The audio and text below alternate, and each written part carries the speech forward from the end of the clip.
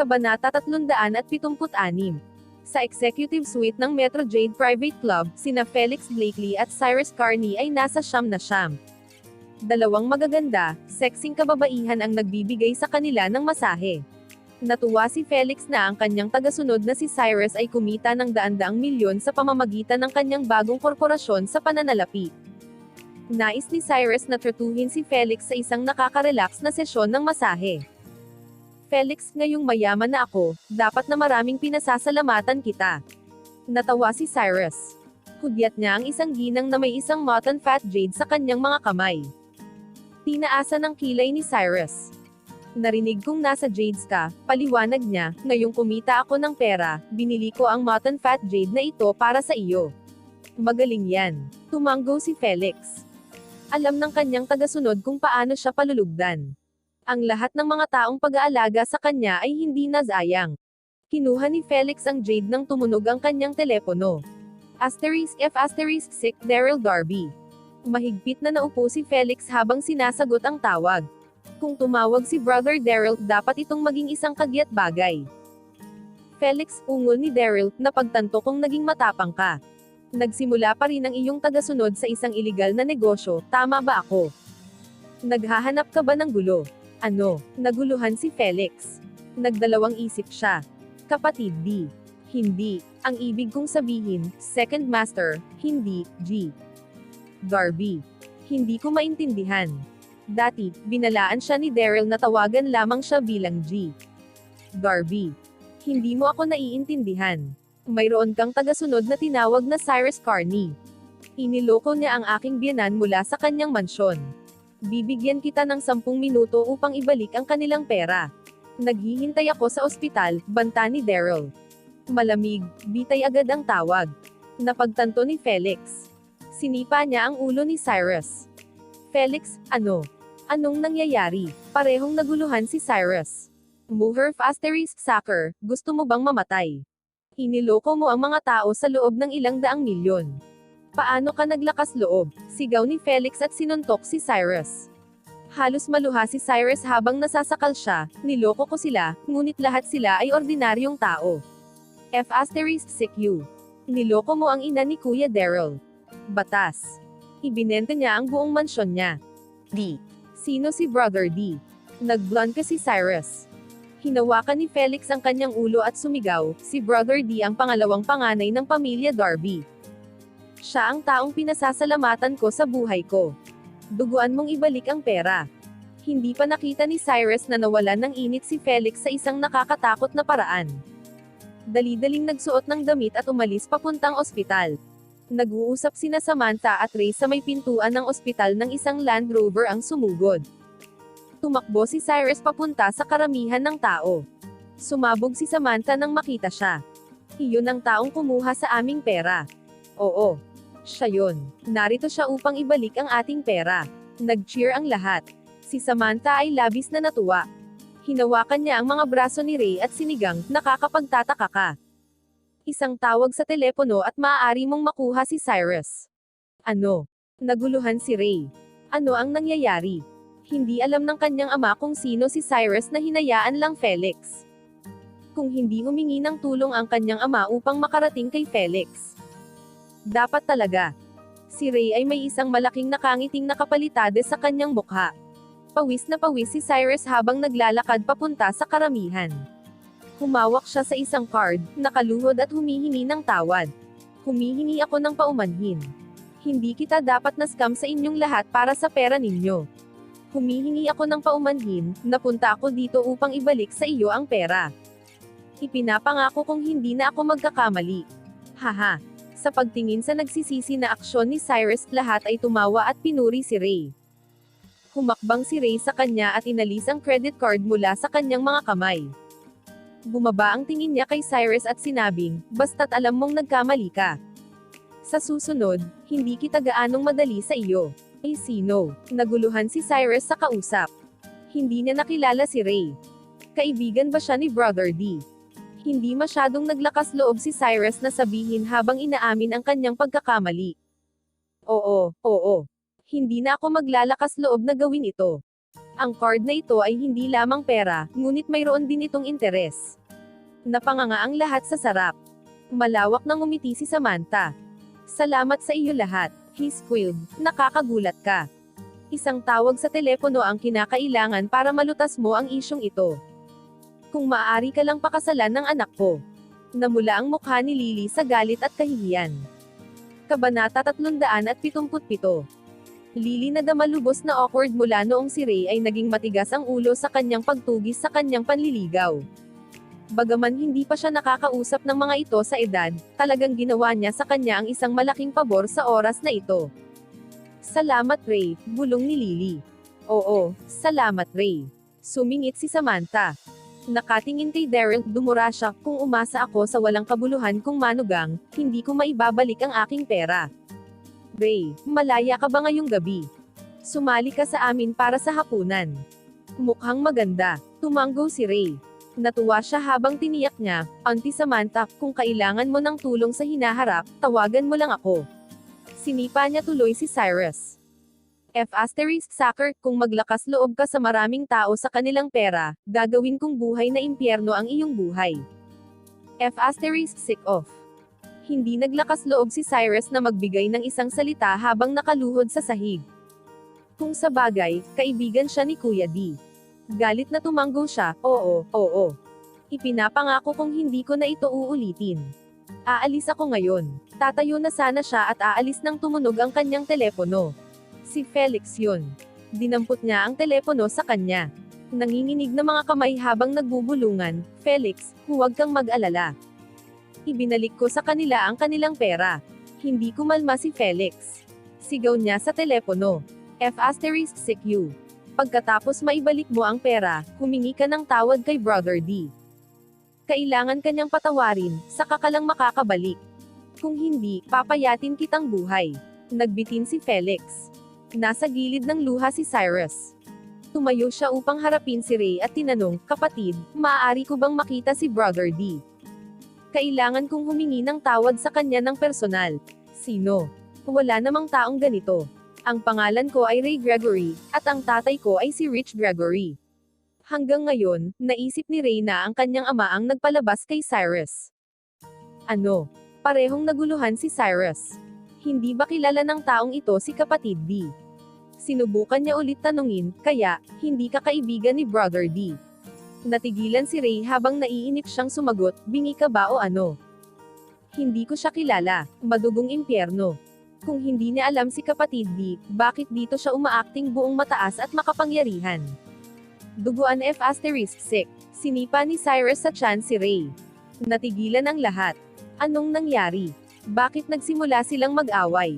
Papatayin kita ngayon. Si Cyrus ay nasa ibabaw ni Ray. Nagtatapon ng mga suntok. Madugong impyerno. Paano naglakas loob na kumilos siya na parang siya ang namamahala at sobrang mayabang tungkol dito? Hindi na kinaya ni Samantha nang umiyak siya, Cyrus, tama na. Masama na niloko mo kami ng pera namin, ngayon naglakas loob ka na bang bugbugin si Ray? Alam mo ba kung sino ang kanyang ama? Mayaman siya Gregory. Hindi siya isang taong kayang saktan mo. Sick you, I don't care if he is Rich Gregory or Poor Gregory. Daijin ko siya ngayon. Mas mabuti kang mag-sick din.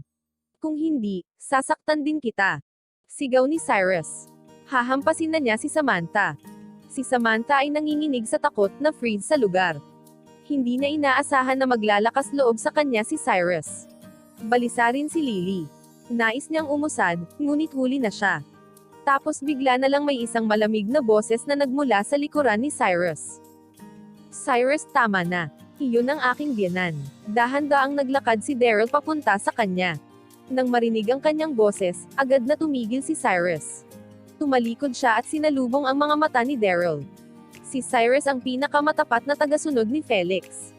Siyempre, dapat alam niya kung paano ang hitsura ni Brother D. Ang magandang babaeng ito ay ang kanyang biyanan. Sick, tapos na siya para. Patay na karne. Todd. Agad siyang lumuhod sa sahig at yumuko sa pagkakayuko. Kabanata 378. Kapatid D, humihingi ako ng paumanhin. Hindi ko alam na siya ang iyong biyanan. Kung alam ko, hindi ako maglakas loob. Napaungol si Cyrus, dumudugo ang noo niya mula sa pagkakasalampak sa sahig habang yumuko. Sa isang iglap, lahat ay sahig. Ano ang nangyayari? Ang kapatid D na binanggit ni Cyrus ay naging live na manugang. Natigilan din si Samantha, halos hindi makatayo. Tiningnan niya si Daryl na paghanga. Ibinalik ni Cyrus ang pera nila dahil takot siya kay Daryl. Kapatid D, patawarin mo ako. Dapat mo akong patawarin. Naluluha si Cyrus. Niyakap niya ang binti ni Daryl at nagmakaawa, kung hindi ka masaya, bibigyan ko sila ng isa pang 30 milyon bilang isang paghingi ng tawad. Patawarin mo ako. Nagulat ang karamihan sa pagtataka. Natuwa sila Daryl, kumaway ang kanyang kamay sa pagpapaalis. Sumagot siya, mabuti. Pumunta at sabihin kay Felix sa susunod na magpasya siya o alinman sa kanyang mga tagasunod na gumawa ng anumang labag sa batas, mas mabuting magbantay sila. Oo, salamat, kapatid B. 2 beses pang yumuko si Cyrus bago siya tumakbo. Ang dami ng tao ay namangha kay Daryl. Samantha, magaling ka manugang. Oo. Palagi mong sinabi na talunan siya. Dapat nagkakamali ka. Ang iyong manugang ay kamangha-mangha. Mangyaring huwag sabihin sa akin na siya ay bahagi ng sindikato ng krimen. Ang grupo ng mga kababaihan na naskam ay pawang umawit ng mga papuri sa pangalan ni Daryl. Dahan-daang natauhan si Samantha. Oo. Walang kwenta ang manugang ko sa lahat ng oras, ngunit mayroon din siyang mga koneksyon. Ngayon na nabalik mo ang iyong pera, oras na upang umuwi. Magkita pa tayo sa isa pang araw. Ang lahat ay umalis, ngunit hindi bago pinupuri si Daryl. Niyakap ni Lily si Daryl ng mahigpit, lubos na masaya kasama ang kamanghamanghang asawa. Makalipas ang kalahating oras, bumalik sa mansyon sina Daryl, Lily, at Samantha. Habang siya ay nakaupo sa sala, nadama ni Daryl na nabigla. Ang kanyang biyenan ay medyo may pinsala. Bahagya silang nakatira sa napakagandang mansyon na ito, at ipinagbili niya ito. Sa kabutihang palad, ang taong bumili nito ay lilipat lamang sa loob ng susunod na buwan o higit pa, na nagbigay sa kanila ng hindi bababa sa isa pang buwan upang makatiyak ng ibang lugar na matutuluyan. Si Lily ay nagbid sa kanila goodnight at natulog. Sa loob ng 3 taon, hindi magkaparehas ang kama ni Daryl at Lily. Ibinahagi nila ang silid sa kanilang dating lugar, ngunit si Lily ay natutulog sa kama habang si Daryl ay natutulog sa sahig. Ngayon na mayroon silang isang mas malaking mansion, si Daryl ay may sariling silid. Labis na naubos si Daryl pagkatapos ng mahabang araw. Pinatay niya ang kanyang ilaw, inaasahan ang magandang pagtulog nang may kumatok sa kanyang pintuan. Maaari ba itong si Lily? Gusto ba niya sa wakas na magpalipens ng gabi sa akin? Akala niya ay natuwa.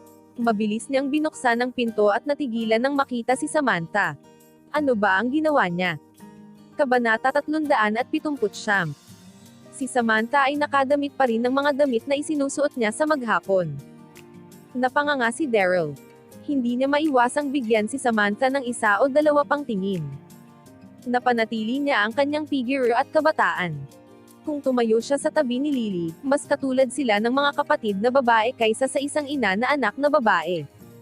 Pinatahimik ni Samantha si Daryl gamit ang isang daliri sa labi. Huwag buksan ang ilaw. Tulog si Lily, ayokong gisingin siya. Ano? Panatilihin ang mga ilaw. Bakit ang misteryoso niya?